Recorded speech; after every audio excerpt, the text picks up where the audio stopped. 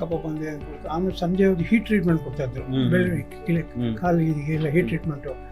ಆಮೇಲೆ ಗುರ್ತಿದೆ ಅಂದ್ಬಿಟ್ಟು ಅವ್ರು ಯಾರು ರಿಟೈರ್ಡ್ ಕೀಲು ಮತ್ತು ಸ್ನಾಯು ರೋಗ ಪ್ರಿನ್ಸಿಪಾಲ್ ಅವರು ಏನು ಮಾತ್ರೆ ಕೊಟ್ಟರು, ಆ ಮಾತ್ರೆ ತಗೊಳ್ಳಿಲ್ಲ.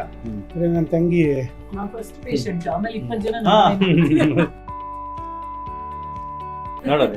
ಇವ್ರು ಹೇಳಿದ್ಲು, ನಮ್ಗೆ ನಂಬಿಕೆನೂ ಹೊರಟೋಗಿತ್ತು.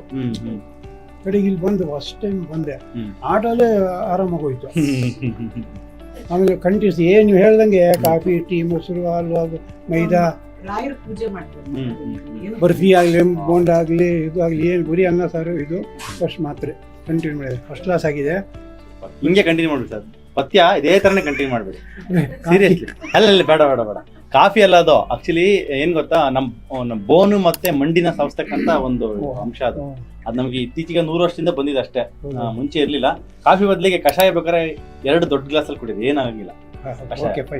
ಇನ್ನು ಮೆಟಾಬಲಿಸಮ್ ಬೂಸ್ಟ್ ಆಗುತ್ತೆ, ಬಾಡಿ ಚೆನ್ನಾಗಿ ವಾರ್ಮ್ ಅಪ್ ಇರುತ್ತೆ, ಮತ್ತೆ ಮಂಡಿನೆಲ್ಲ ಸರ್ಕ್ಯುಲೇಷನ್ ಚೆನ್ನಾಗುತ್ತೆ. ಶುಂಠಿ ಎಲ್ಲ ಹಾಕಿ ತಗೊಳೋದ್ರಿಂದ ಕಾಫಿ ಮತ್ತೆ 100% ಇದೆ ಸರ್, ಅದೊಂದು ಮಾತ್ರ ಬಿಟ್ಟು